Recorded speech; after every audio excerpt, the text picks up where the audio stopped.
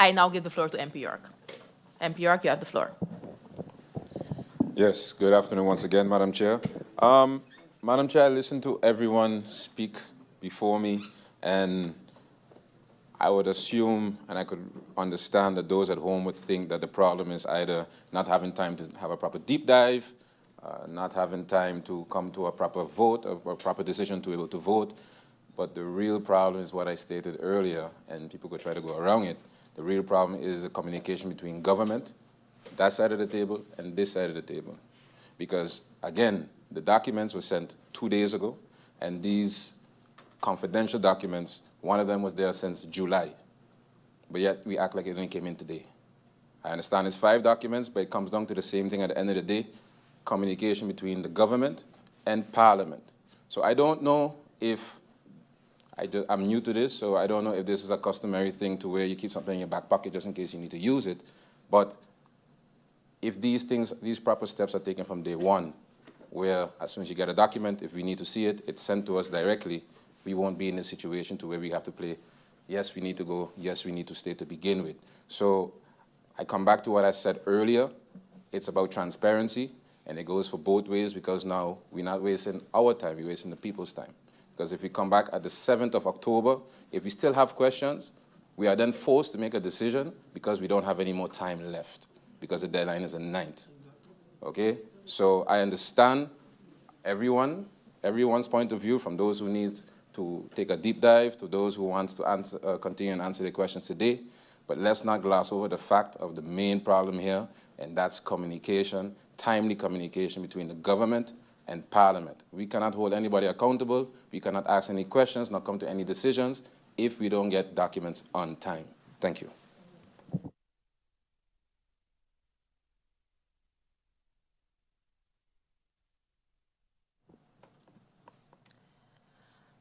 I would also like to motivate. Although the documents were provided for review, I, with my legal mind, didn't get no chance to review the documents as yet, because when I entered, the room was full, and then it was time to start again. So unfortunately, I would also like to have time to review those documents. That's it for now.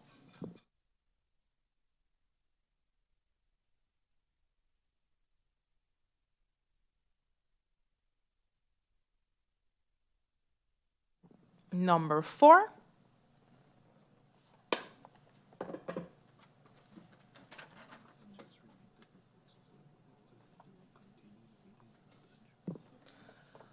I once more repeat the proposal is that we continue the meeting and we will not adjourn.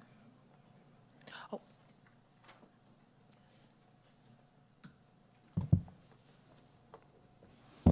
MP Melissa Gums.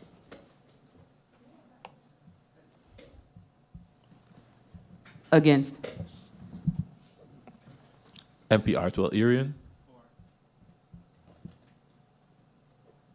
MP Viren Kotai. Against. MP Francisco La Cruz. For.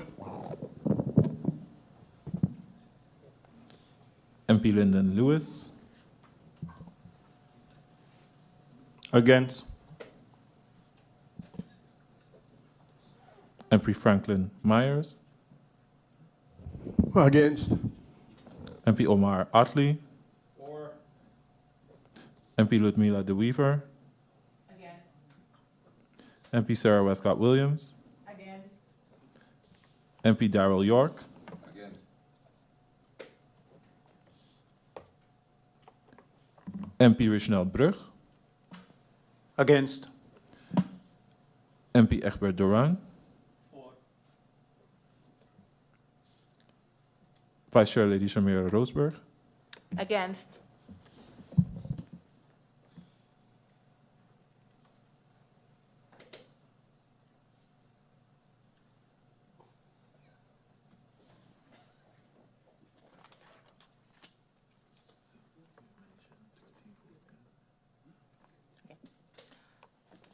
So there were 13 votes cast, 4 votes for, and 9 against. So the proposal has not been passed.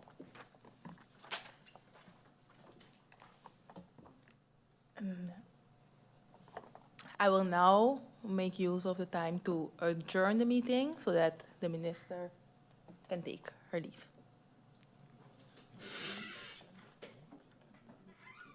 Sorry? I just want to clarify that I'm not adjourning the meeting, but the agenda point. Huh? Meeting adjourned. Yeah, meeting adjourned, right? Members of Parliament, ladies and gentlemen, good afternoon, and welcome back to the continuation of this meeting as we adjourned following agenda point number 2, not only to continue with the meeting, but also to reconvene at some time in the future for agenda point number 2, which dealt with and continues to deal with the headline agreement and the proposal by the Minister for an addendum relating to ENNIA. But now we continue this meeting and we go over to agenda point number 3, and that is the ratification of the decision list of the Interparliamentary Kingdom Consultation, the so-called IPKO, which was held from June 7th through 10th, 2024 in The Hague. This document is registered on the IS 798 of the parliamentary year 2023-2024, and it is dated June 11th.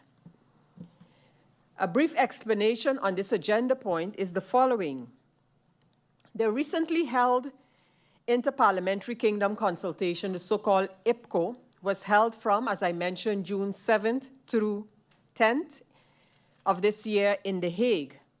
And during this 3 days event, members of parliament from within the kingdom participated in presentations and held discussions on the following topics: recent developments per country, poverty reduction, the good and bad that students face in the Netherlands and upon return to the islands and the countries, crime, corruption, undermining, safety, interrelationship between the underworld and the upper world, and cooperation within the kingdom aimed at combating the democratic deficit, availability and access to EU funds for the Caribbean parts of the kingdom, and the to-be-established National Slavery Museum.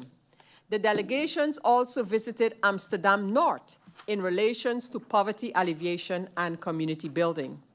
At the end of the deliberations, an agreement list was drafted and signed by all delegation leaders. Parliament received the decision list of the Interparliamentary Kingdom Consultations on June 11th. This document, as I mentioned, is registered as incoming document IS 798. And of course, members have received a copy of this agreement list.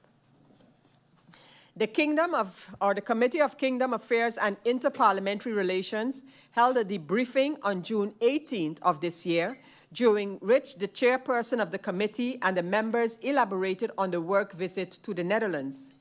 It is important to note that Parliament also received a report from this delegation regarding their work visit to the Netherlands for the tripartite and IPKO meetings, and also other visits the delegations made while in the Netherlands. This document is registered on the IS 850, dated June the 25th. I ask if there are any comments or proposals on the IPKO decision list as presented. Of course, this being the continuation of a public meeting, an indication to speak on the topic would have to be noted on the speakers list. At this point, I don't see any persons or MPs rather wanting to make use of this possibility. So that would mean if we don't have any speakers, we don't have the need for a first round or a second round. And without any comments from members of parliament having taken note of this document, I want to thank the members of parliament, and we have with this we have with this come to the end of the deliberations on this advice. And according to Article 57, in order to get a decision on this document, we would have to go over to voting on this document. And of course, the question is whether any member requests voting by roll call or so-called hoofdelijke stemming. Is there the need for such? I don't get that from any member of parliament. And that would mean that then the decision list of the recently held IPKO deliberations and decisions is hereby accepted unanimously.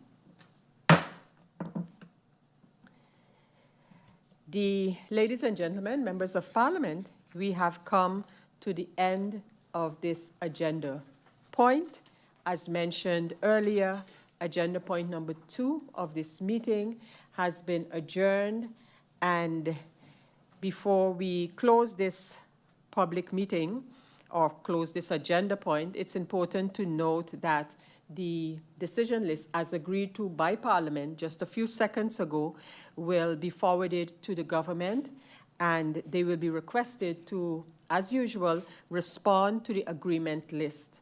Just for the public's consumption, of course, this is an agreement between the parliaments of the kingdom. However, as the members of Parliament would have noted, many of the issues agreed to by the parliaments regard the governments.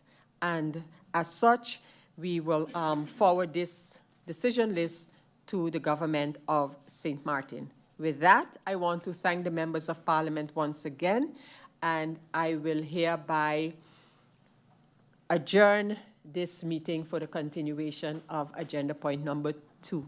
Meeting adjourned.